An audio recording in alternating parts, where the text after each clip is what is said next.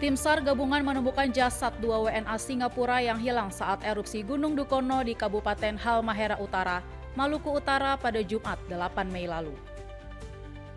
Jasad kedua WNA tersebut ditemukan pada hari ketiga operasi pencarian atau pada hari Minggu 10 Mei.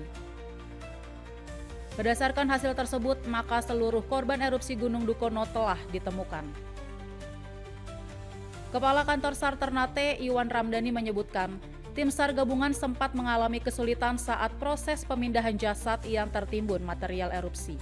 Dua warga negara Singapura yang tadi ya, alhamdulillah hari ketiga ini membuat hasil sesuai dengan prediksi memang, dan juga saksi yang sama ikut bahwa kemarin dan memang Pak tadi sudah terlihat dari kembali juga baru tadi saat golden moment yang setelah erupsi satu dan waktu yang lainnya momennya agak sedikit lama sehingga tim SAR gabungan berhasil mengobati dan melakukan evakuasi.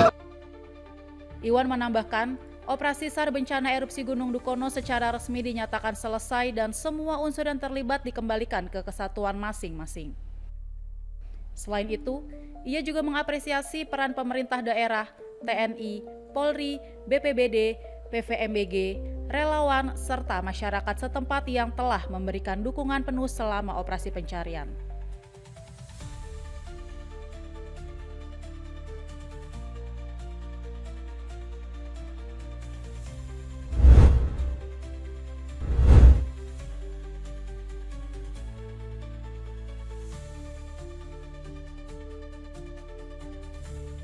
Pemerintah Provinsi Banten menggelar deklarasi budaya sekolah aman dan nyaman sebagai upaya menekan angka perundungan dan berbagai bentuk kekerasan di lingkungan pendidikan. Menteri Pendidikan Dasar dan Menengah Abdul Muti pun menyampaikan dukungannya terhadap upaya ini. Abdul Muti menyatakan bahwa sekolah harus menjadi tempat yang memberikan dukungan penuh agar anak-anak dapat belajar dengan maksimal. Ia juga menilai upaya ini harus dilakukan lewat kolaborasi di tingkat sekolah, masyarakat atau orang tua, dan pemerintah termasuk pemerintah kabupaten kota, provinsi hingga kepolisian. Yang pertama di tingkat sekolah kami melibatkan semua murid, juga melibatkan guru, karena pendekatan kita adalah pendekatan yang humanis dan partisipatif. Yang kedua adalah melibatkan masyarakat, jadi orang tua juga bisa terlibat. Karena upaya untuk mendukung budaya yang aman itu tidak cukup di sekolah.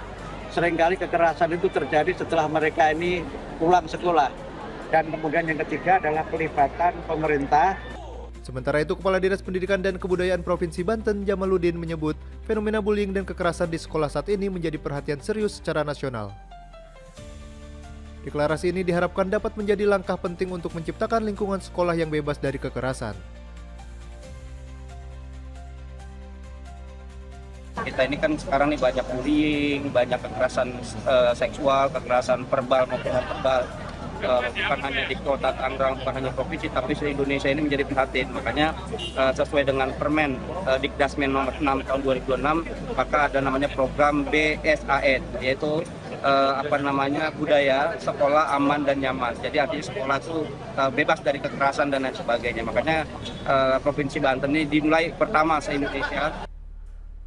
Melalui deklarasi budaya sekolah aman dan nyaman, pemerintah berharap seluruh satuan pendidikan dapat menjadi ruang yang aman, inklusif, dan bebas dari kekerasan. Sebuah kondisi yang diperlukan untuk mendukung terciptanya generasi penerus yang berkarakter dan berprestasi.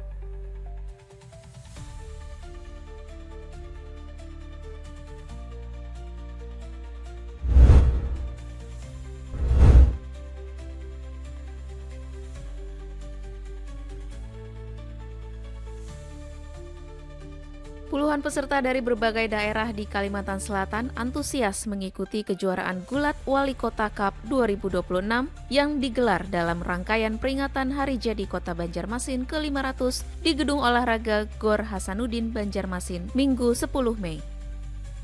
Kejuaraan ini terbagi dalam dua kategori usia, yaitu usia dini di bawah 12 tahun dan usia 15 tahun yang dimaksudkan untuk memperkenalkan dan menumbuhkan bibit-bibit atlet gulat.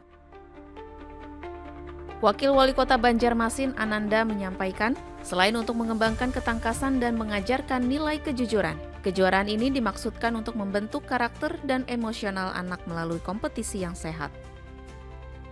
Cabang olahraga gulat ini banyak manfaatnya bagi perkembangan rohani anak-anak.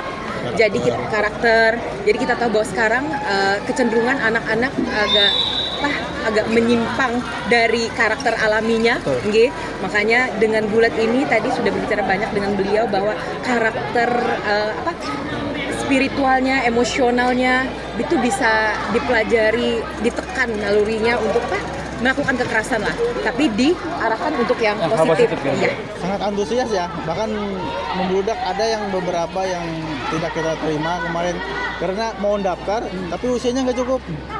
Saking mau daftarnya gitu, nah itu yang kita hindarkan. Pertama ya tulangnya rawan, mungkin latihannya kurang juga, jadi kita batasi orang-orang yang cukuplah dulu lah usianya. Kalau dari usia berapa? Intervalnya dari 10 sampai 12. Pada kejuaraan ini, pihak penyelenggara membatasi jumlah partisipan dan hanya mengikut sertakan sebanyak 67 peserta. Melalui penyelenggaraan kejuaraan ini, pihak panitia berharap olahraga gulat semakin digemari oleh masyarakat sehingga dapat mencetak atlet gulat berprestasi di masa depan.